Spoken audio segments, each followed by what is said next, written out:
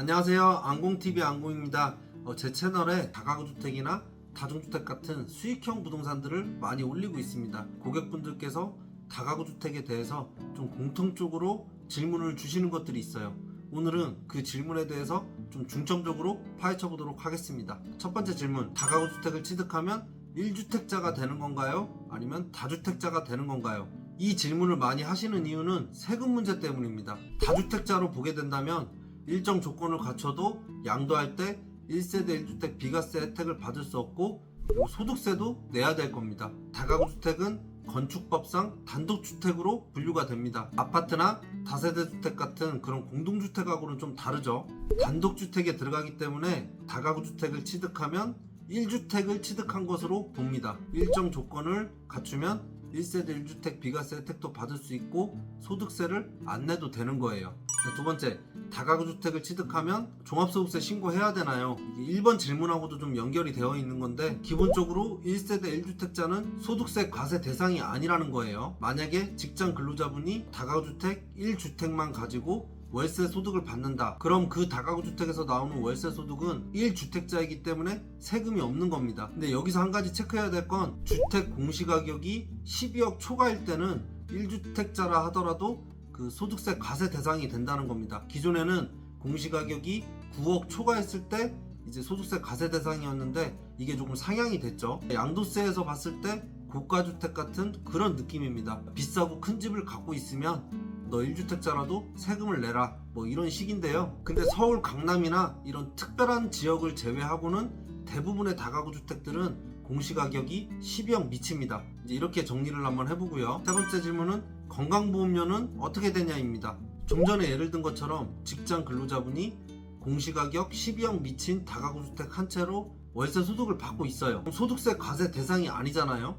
그 소득세 과세 대상이 아니라는 거는 신고할 의무가 없다는 겁니다. 근데 신고는 해야 되는 거 아니냐, 이제 이렇게 물어보시는 분들도 있는데, 양도세 같은 경우에는 양도소득이 없더라도 신고를 하게 되어 있습니다. 근데 소득세는 과세 대상이 아니라면 신고할 의무가 없습니다. 이제 소득이 늘어나면 건강보험료도 더 추가로 납부를 해야 되는데, 없는 거나 마찬가지이기 때문에 근로자분들은 직장가입자로 건강보험료가 되어 있을 거 아니에요. 그걸 그대로 유지하시면 되는 겁니다. 마지막 질문은 5층 다가구주택의 양도소득세입니다.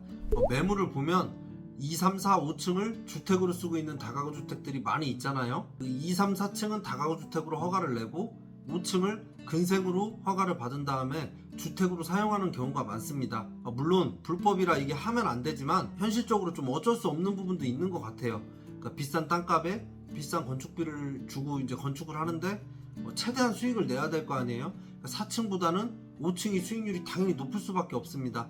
이제 이런 수익형 부동산의 1차적인 목적이 수익을 많이 내는 거기 때문에 용적률이 받쳐주는 한 최대한 높게 짓는 게 당연히 유리할 겁니다. 다가구주택의 정의를 보면 다가구주택은 주택으로 쓰이는 층수가 3계층 이하여야 된다, 이제 이런 문구가 있습니다. 근데 지금 방금 말씀드린 건물은 주택으로 쓰이는 층수가 2, 3, 4, 5층, 그러니까 4계층이잖아요. 3계층을 넘어가기 때문에 양도했을 때 다가구주택, 그러니까 1주택으로 보지 않고 다세대주택, 그러니까 다주택으로 보겠다라는 얘기입니다. 이거는 양도세 비과세 혜택을 받을 수 있는지 없는지가 갈리는 문제이기 때문에 세금의 차이가 클 수밖에 없습니다. 너무 마음에 드는 물건이 있는데 그게 5층 건물이고 5층이 근생인데 주택으로 사용하고 있다. 그럼 여러분들께서 이제 이런 건물들을 매입을 하더라도 출구 전략은 세워놓고 매입을 해야 될 거 아니에요. 그러니까 언제쯤 양도할 계획이 있다면 5층에 임차인이 살고 있다, 그럼 임차인을 내보내는 방향으로 해야겠죠. 아니면 5층에 본인이 살고 있다면 전입신고를 빼고 잠깐 다른 데서 거주를 한다든가 그렇게라도 해야 될 겁니다. 주택으로 쓰고 있는 근생 부분, 그러니까 5층 부분을 실제 근생처럼 바꿔놓는다면 문제가 안 될 겁니다. 근데 어떻게 또 내보내고 어떻게 또 내가 이사를 가냐, 여러가지 이런 걸 걱정하시는 분들도 있겠지만, 세금을 내게 될 수밖에 없다면 어떤 방법을 써서라도 세금을 줄여야겠죠. 근데 이것도 양도 차익이 있을 때 얘기입니다. 그러니까 남는 게 있을 때 이런 부분들도 걱정할 부분이지, 내가 매입했던 금액과 취득세나 중개수수료 같은 이런 비용들을 합친 금액이 매매 금액하고 별 차이가 없다면 이것도 크게 걱정할 부분은 아닙니다.